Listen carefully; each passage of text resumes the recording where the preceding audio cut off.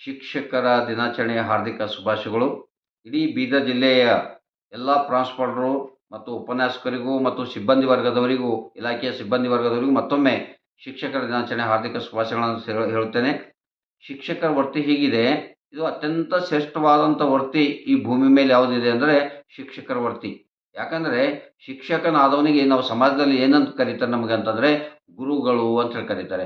ಗುರುಗಳು ಅಂತಂದರೆ ಹರವನ್ನು ಮುನ್ನಿದರೂ ಕೂಡ ಗುರುವನ್ನು ಕಾಯುವನು ಅಂತ. ಅಂದರೆ ಪರಮಾತ್ಮನಕ್ಕಿಂತ ಶ್ರೇಷ್ಠವಾದಂಥ ಸ್ಥಾನ ಯಾವುದಿದೆ ಅಂದರೆ ಗುರುವಿಗಿದೆ.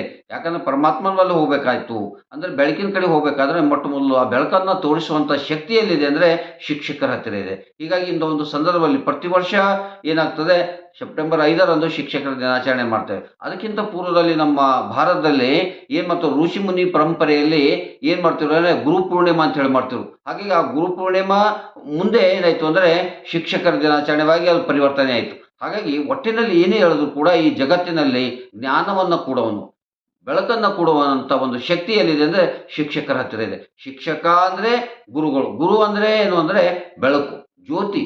ಆ ಜ್ಯೋತಿನಿಂದಲೇ ಕತ್ತಲನ್ನು ಮಾಯವಾಗ್ಲಿಕ್ಕೆ ಸಾಧ್ಯ ಆಗ್ತದೆ. ಹಾಗಾಗಿ ಈ ಶಿಕ್ಷಕರ ವೃತ್ತಿ ನಾವು ಅರ್ಥವನ್ನು ಮಾಡಿಕೊಂಡಾಗ ಅತ್ಯಂತ ಶ್ರೇಷ್ಠವಾದಂಥದ್ದು. ಈ ಭೂಮಿ ಮೇಲೆ ಶಿಕ್ಷಕರಾಗಿದ್ದೇವೆ ಅಂದರೆ ಒಂದು ಮಹಾಪುಣ್ಯ ಅಂತ ನಾವು ಭಾವಿಸ್ಕೋಬೇಕು. ಇಂಥ ಒಂದು ಸಂದರ್ಭದಲ್ಲಿ ಇವತ್ತು ಶಿಕ್ಷಕರ ದಿನಾಚರಣೆ ಬಗ್ಗೆ ರಾಧಾಕೃಷ್ಣನ್ ಅವರು ಒಂದೊಂದು ಪರಂಪರೆಯನ್ನು ಹಾಕೊಟ್ರು. ಬಹಳ ಸಂತೋಷ ಅನಿಸ್ತದೆ. ಯಾಕಂದರೆ ಒಬ್ಬ ಗುರು ಆದವನಿಗೆ ಗೌರವವನ್ನು ಸಿಗೋದು ಪ್ರತಿ ವರ್ಷ ಒಂದು ದಿವಸ ಅವರಿಗೆ ಗೌರವವನ್ನು ಕೊಡಬೇಕು, ಅವರಿಗೆ ಪ್ರೀತಿಯನ್ನು ಮಾಡಬೇಕು, ಆ ಗುರುವಿನ ಮಹತ್ವವನ್ನು ಕೊಂಡಾಡಬೇಕು ಎಂಬ ಸಂದೇಶವನ್ನು ಡಾಕ್ಟರ್ ಸರ್ವಪಲ್ಲಿ ರಾಧಾಕೃಷ್ಣ ಕೊಟ್ಟರಲ್ಲ, ಅತ್ಯಂತ ಖುಷಿಯನ್ನು ಪಡಬೇಕಾಗ್ತದೆ ನಾವೆಲ್ಲ ಶಿಕ್ಷಕರಾದವು. ಶಿಕ್ಷಕರು ಅಂದರೆ ಒಂದು ಗುರುಗಳು. ಆ ಗುರುವಿನಲ್ಲಿ ಯಾಕಂದರೆ ಈ ಶಿಕ್ಷಕರಾದಂಥವ್ರು ಏನು ಮಾಡ್ತಾರೆ ಅಂದರೆ ಇಡೀ ಸಮಾಜದಲ್ಲಿ ಅವರು ಬಡವರು, ಶ್ರೀಮಂತರು, ಹಾಗೆ ಹೀಗೆ ಎನ್ನದೇ ಎಲ್ಲರನ್ನ ಅಂದರೆ ತನ್ನ ಮಕ್ಕಳಂತೆ ಭಾವಿಸಿಕೊಂಡು ಕೇವಲ ತಮ್ಮ ಮಕ್ಕಳಿಗಷ್ಟೇ ಮಕ್ಕಳು ಅಂಬಲ್ಲ, ಗುರು ಆದವನು ಇಡೀ ನಾನು ಏನು ಕಲಿಸ್ತಾರಲ್ಲ ಆ ಕಲಿಸಿದಂಥ ಎಲ್ಲ ತನ್ನ ಮಕ್ಕಳನ್ನು ಭಾವಿಸ್ಕೊಂಡು ಇಡೀ ಸಮಾಜವನ್ನು ತೀಡುವಂಥ ಕೆಲಸಕ್ಕೆ ಶಿಕ್ಷಕರು ಮುಂದಾಗ್ತಾರೆ. ಹಾಗಾಗಿ ಈ ಸಮಾಜದಲ್ಲಿ ಶಿಕ್ಷಕರಿಗೆ ಗೌರವ ಬಹಳಷ್ಟಿದೆ. ಯಾರು ಈ ಗೌರವ ಭಾಳ ಜನ ಏನು ತಿಳ್ಕೊತಾರೆ, ಈ ಸಮಾಜದಲ್ಲಿ ಶಿಕ್ಷಕರಿಗೆ ಬೆಲೆ ಇಲ್ಲ, ಗೌರವ ಇಲ್ಲ, ಹಾಗಿಲ್ಲ. ಅದು ಅಲ್ಲ, ಶಿಕ್ಷಕನಾದವನು ತ್ಯಾಗ ಮಾಡಿದರೆ, ಮಕ್ಕಳಿಗೆ ನಿಜವಾಗಿ ತ್ಯಾಗವನ್ನು ಮಾಡಿದರೆ ನೂರಾರು ಜನ್ಮದಲ್ಲಿ ಆ ಶಿಕ್ಷಕರನ್ನು ಮಾಡಲು ಸಾಧ್ಯವಿಲ್ಲ. ಯಾಕಂದರೆ ನಾವೆಲ್ಲ ನೋಡ್ತಿದ್ದೀವಿ ಈ ಸಮಾಜದಲ್ಲಿ ಯಾವ ಶಿಕ್ಷಕರು ನಿಜವಾಗಿ ಕೆಲಸವನ್ನು ಮಾಡ್ತಾನೆ, ನಿಜವಾಗಿ ಆ ಮಗುವಿಗೆ ತ್ಯಾಗ ಮಾಡಿ ಶಿಕ್ಷಣವನ್ನು ಕೊಡ್ತಾನೋ, ಹೃದಯವನ್ನು ಮುಟ್ಟುವಾಗ ಶಿಕ್ಷಣವನ್ನು ಕೊಡ್ತಾನೋ, ಆ ಮಗು ಎಲ್ಲಿ ಹೋದರೂ ಕೂಡ ಹೇಗೆ ಆಕಳನ್ನು ಕರುವನ್ನು ಓಡಿ ಬರ್ತದೋ ಹಾಗೆ ಶಿಕ್ಷಕನ ನೋಡಿದ ತಕ್ಷಣ ಓಡಿ ಬರ್ತಾರೆ ಮಕ್ಕಳು. ಅವರು IAS ಆಗಲಿ, IPS ಆಗಲಿ, ಯಾವುದೇ ಒಂದು ಹುದ್ದೆ ಆಗಲಿ, ರೈತ ಆಗಲಿ, ಯಾವುದೇ ಆಗಲಿ, ಎಲ್ಲಿ ನೋಡಿದರೂ ಕೂಡ ಗುರುವಿಗೆ ಒಳ್ಳೆ ತ್ಯಾಗವನ್ನು ಮಾಡಿ ಶಿಕ್ಷಣವನ್ನು ಕೊಟ್ಟಾಗ ಆ ಗುರುವಿನ ಹತ್ತಿರ ತಾನಾಗಿ ಆ ಶಿಷ್ಯನಾದವನು ಓಡಿ ಬರ್ತಾನೆ. ಹಾಗಾಗಿ ಈ ಗುರು ಪರಂಪರೆ ಏನು ಶಿಕ್ಷಣ ಕ್ಷೇತ್ರ ಇದೆ ಅದು ವಿಶೇಷವಾಗಿ ಶಿಕ್ಷಕರಾಗಿದ್ದೇವಲ್ಲ ಅತ್ಯಂತ ಶ್ರೇಷ್ಠವಾದಂಥ ವೃತ್ತಿ ಅಂತೇಳಿ ನಾವು ಭಾವಿಸ್ಕೊಳ್ಬೇಕು.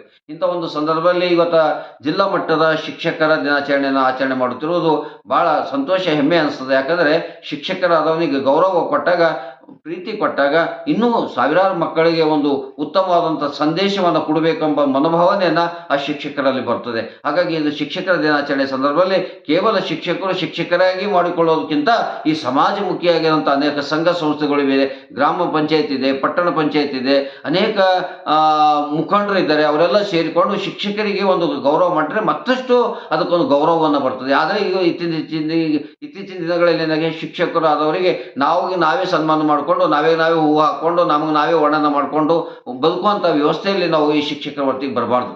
ಯಾಕಂದರೆ ಶಿಕ್ಷಕರಾದವರಿಗೆ ಯಾರು ಸನ್ಮಾನವನ್ನು ಮಾಡಬೇಕಂದ್ರೆ ಸಮಾಜವನ್ನು ಸನ್ಮಾನ ಮಾಡಬೇಕು, ಸಂಘ ಸಂಸ್ಥೆಗಳನ್ನು ಸನ್ಮಾನ ಮಾಡಬೇಕು, ಗ್ರಾಮದ ಮುಖ್ಯಸ್ಥರು ಸನ್ಮಾನ ಮಾಡಬೇಕು, ನಗರದ ಮುಖ್ಯಸ್ಥರು ಸನ್ಮಾನ ಮಾಡಬೇಕು. ಇಲ್ಲಾಂದರೆ ಈ ಸಮಾಜವನ್ನು ಗುರುತಿಸುವಂಥ ಸಮಾಜ ಸೇವೆ ಮಾಡುವಂಥವರನ್ನು ಗುರುತಿಸಿ ಶಿಕ್ಷಕರ ದಿನಾಚರಣೆ ಮಾಡಿದಾಗ ಅದಕ್ಕೊಂದು ಮತ್ತಷ್ಟು ಗಟ್ಟಿಯಾದಂಥ ಒಂದು ಬೆಲೆ ಬರಲಿಕ್ಕೆ ಸಾಧ್ಯ ಆಗ್ತದೆ. ಈ ನಿಟ್ಟಿನಲ್ಲಿ ಶಿಕ್ಷಕರ ದಿನಾಚರಣೆಯ ತಮ್ಮೆಲ್ಲರಿಗೂ ನಮ್ಮ ಆತ್ಮೀಯ ಅನೇಕ ಇವತ್ತು ಬೀದರ್ ಜಿಲ್ಲೆಯಲ್ಲಿ ಅನೇಕ ಪ್ರಾಂಶುಪಾಲರು ತ್ಯಾಗವನ್ನು ಮಾಡ್ತಾರೆ, ಸೇವೆಯನ್ನು ಮಾಡ್ತಾ ಇದ್ದಾರೆ, ನಿರಂತರವಾಗಿ ಸೇವೆಯನ್ನು ಮಾಡ್ತಾ ಇದ್ದಾರೆ. ಅನೇಕ ಉಪನ್ಯಾಸಕರನ್ನು ನೋಡ್ತಾ ಇದ್ದೀವಿ. ಇವತ್ತು ಬೀದರ್ ಜಿಲ್ಲೆ, ಇಡೀ ಕರ್ನಾಟಕ ರಾಜ್ಯದಲ್ಲಿ ಬೀದರ್ ಜಿಲ್ಲೆ ಅನೇಕ ಉಪನ್ಯಾಸಕರು ಇವತ್ತು 100ಕ್ಕೆ 100 ಅಂಕವನ್ನು ಮಕ್ಕಳಿಗೆ ಕೊಡುವಂಥ ಕೆಲಸವನ್ನು ಮಾಡ್ತಾ ಇದ್ದಾರೆ. ಇವತ್ತು ಬೀದರ್ ಜಿಲ್ಲೆ ಮೊದಲಿನ ಥರ ಇಲ್ಲ. ಇವತ್ತು ಬೀದರ್ ಜಿಲ್ಲೆ ಏನಾಗಿದೆ ಅಂದರೆ ಹುಬ್ಬಳ್ಳಿ ಧಾರವಾಡನ್ನು ಮಂಗಳೂರನ್ನು ಅಂತ ಹೇಳಿ ಕರಿತಿದ್ರು ಮೊದಲೆಲ್ಲ. ಈಗ ಹಾಗಲ್ಲ. ಇವತ್ತು ಬೀದರ್ ಜಿಲ್ಲೆ ಹೇಗೆ ಮಂಗಳೂರಿದೋ ಹಾಗೆ ಇವತ್ತು ಬೀದರ್ ಜಿಲ್ಲೆ ಶಿಕ್ಷಣ ಕ್ಷೇತ್ರದಲ್ಲಿ ಉನ್ನತವಾದಂಥ ಸ್ಥಾನಕ್ಕೆ ಇವತ್ತು ಬೀದರ್ ಜಿಲ್ಲೆ ಹೋಗಿದೆ. ಆಮೇಲೆ ಬೀದರ್ ಜಿಲ್ಲೆಯ ಅನೇಕ ವಿದ್ಯಾರ್ಥಿಗಳು, ಸಾವಿರಾರು ವಿದ್ಯಾರ್ಥಿಗಳು ಇವತ್ತು ದೇಶ ವಿದೇಶಗಳಲ್ಲಿ ಓದಿ ಉನ್ನತವಾದಂಥ ಸ್ಥಾನಕ್ಕೆ ಹೋಗಬೇಕಾದ ಕಾರಣ ಯಾರು ಅಂದರೆ ನಮ್ಮ ಬೀದರ್ ಜಿಲ್ಲೆಯ ಅನೇಕ ಶಿಕ್ಷಕರು. ಶಿಕ್ಷಕರ ಮುಖ್ಯವಾದಂಥ ಕಾರಣವೇ ಇವತ್ತು ಬೀದರ್ ಜಿಲ್ಲೆ ಡೆವಲಪ್ಮೆಂಟ್ ಆಗ್ತಾ ಇದೆ. ಬೀದರ್ ಜಿಲ್ಲೆ ದೇಶ ವಿದೇಶಗಳಲ್ಲಿ ಕೀರ್ತಿಯನ್ನು ಪಡ್ತಾ ಇದೆ. ಅದಕ್ಕೆ ಮುಖ್ಯ ಕಾರಣ ಯಾರು ಅಂದರೆ ನಮ್ಮ ಶಿಕ್ಷಕ ಬಂಧುಗಳು.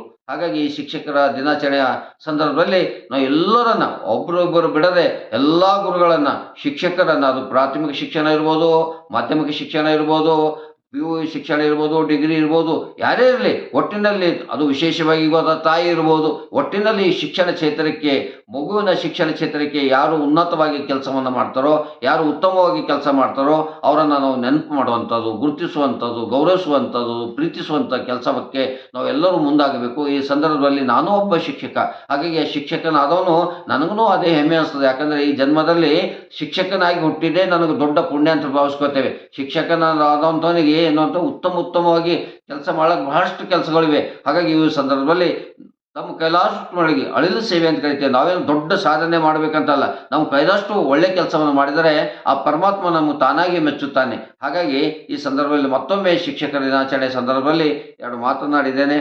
ಹಾಗಾಗಿ ತಮಗೆ ಮತ್ತೊಮ್ಮೆ ಶಿಕ್ಷಕ ದಿನಾಚರಣೆ ಹಾರ್ದಿಕ ಶುಭಾಶಯಗಳು. ನಾನು ಓಂ ಪ್ರಕಾಶ್ ದಡ್ಡೆ, ನಮಸ್ಕಾರ.